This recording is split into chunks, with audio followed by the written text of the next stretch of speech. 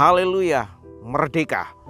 Bapak Ibu Saudara yang kasih oleh Tuhan, biarlah pada saat pagi hari ini sebelum kita melakukan aktivitas kegiatan kita sepanjang hari ini, kita mau dasari dengan kebenaran firman Tuhan.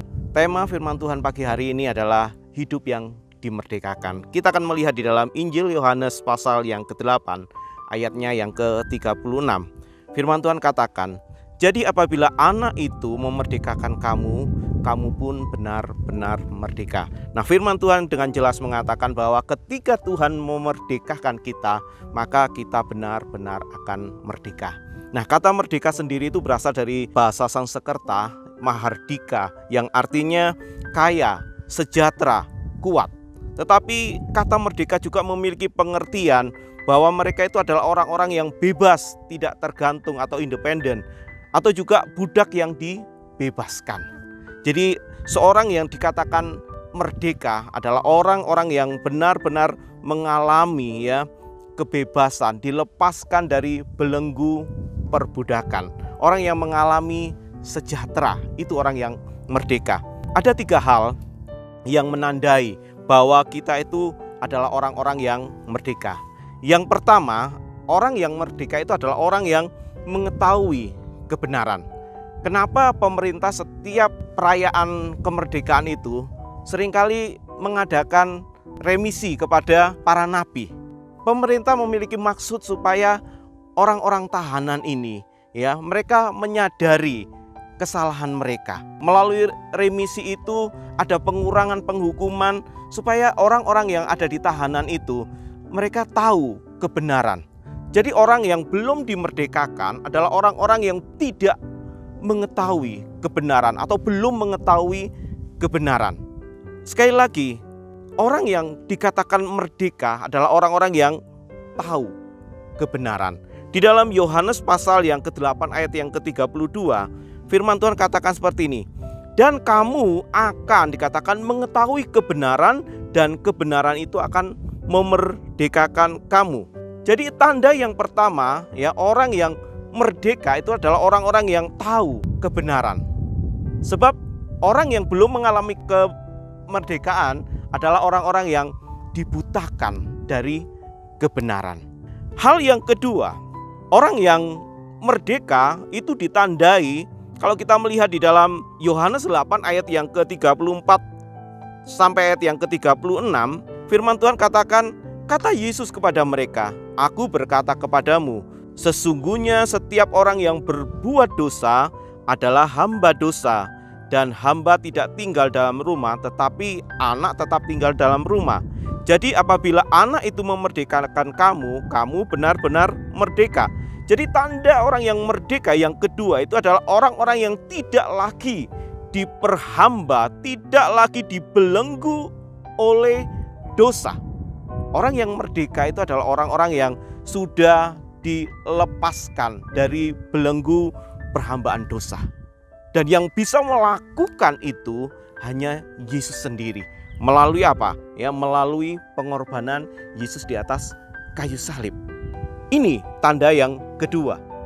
Tanda yang ketiga, kalau kita melihat di dalam Roma pasal yang ke-8 ayat 1 dan ayat yang kedua, di situ firman Tuhan katakan seperti ini. Demikianlah sekarang tidak ada penghukuman bagi mereka yang ada di dalam Kristus Yesus.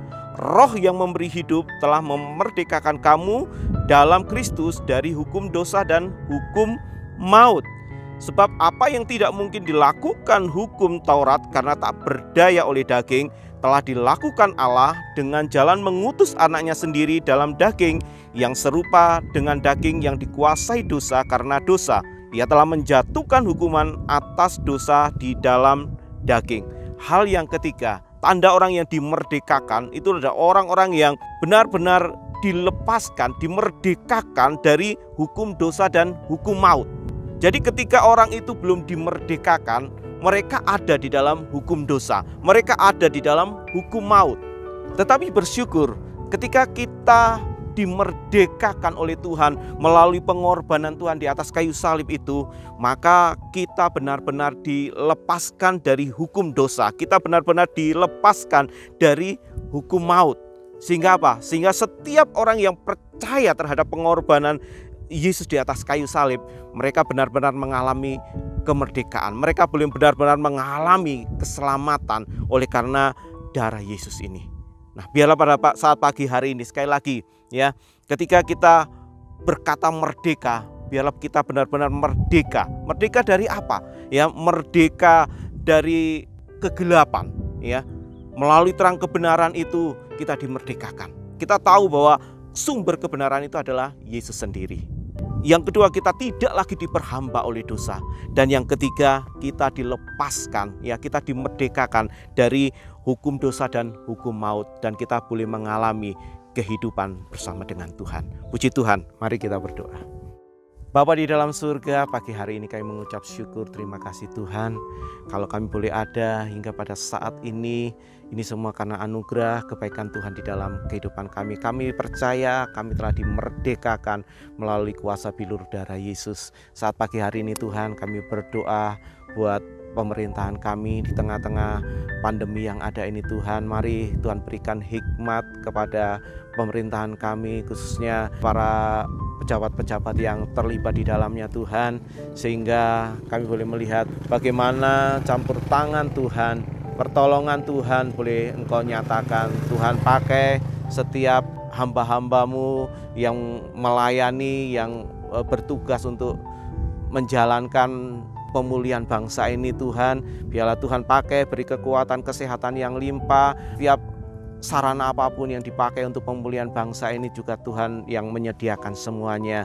Kami juga berdoa mulai dari pemimpin pusat, Bapak Presiden, Wakil Presiden, para menteri yang ada, dan juga sampai kepada aparat-aparat yang terendah. Berikan senantiasa hikmat yang daripada Tuhan, roh yang takut akan Tuhan, sehingga kebijaksanaan yang daripada Tuhan boleh berlaku buat bangsa ini, dan bangsa ini Tuhan boleh pulihkan dan Tuhan boleh berkati. Terima kasih Tuhan Yesus. Kami percaya Tuhan juga akan tolong setiap orang-orang yang mungkin saat ini sedang terpapar dengan pandemi yang ada ini Tuhan.